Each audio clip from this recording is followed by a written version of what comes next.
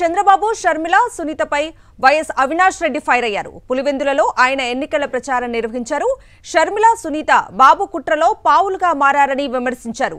ఇద్దరు అక్కలు 2.5 ఏళ్లు ఏం మాట్లాడలేదని, వాచ్మెన్ రంగన్నకు నార్కో టెస్ట్ చేసినా ఏం మాట్లాడలేదని మండిపడ్డారు. ఓవైపు తానే చంపానని దస్తగిరి చెబుతున్నా పట్టించుకోలేదని చెప్పారు. తన తండ్రి భాస్కర్ రెడ్డిని అన్యాయంగా జైల్లో పెట్టించారని ఆరోపించారు.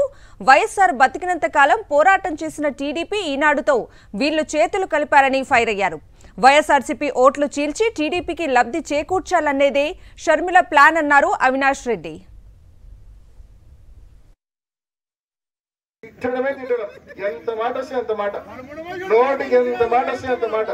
నిజంగా బాధేస్తుంది. నాకేం కోపం అయితే లేదు కానీ బాధేస్తుంది. ఎందులో ఇంత ఘోరంగా తిడుతుంటారు మనల్ని. వాళ్ళకు బాగా తెలుసు ఇరికిచ్చింది వాళ్ళే, మళ్ళీ విమర్శించేది వాళ్ళే. సిబిఐ ప్రభావితం చేసినారు. మరి 2.5 సంవత్సరాల తర్వాత వాచ్మెన్ రంగన్న 2.5 సంవత్సరాలు ఏమీ మాట్లాడకపోవడము, లై డిటెక్టర్ టెస్ట్ చేసినా కూడా ఏమీ చెప్పకపోవడము, 2.5 సంవత్సరాల తర్వాత వీళ్ళ దగ్గరకు వచ్చి ఈ 4 చేసినారని పేర్లు చెప్పడము. ఆ 4 సిబిఐ అరెస్ట్ చేయదు.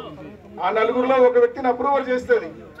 2 అక్కలు రోడ్డు మధ్య తిరుగుతున్నారు కదా, ఏ ఒక్కసారి కూడా అతను నోడిమని మాట వరుస కూడా చెప్పరు.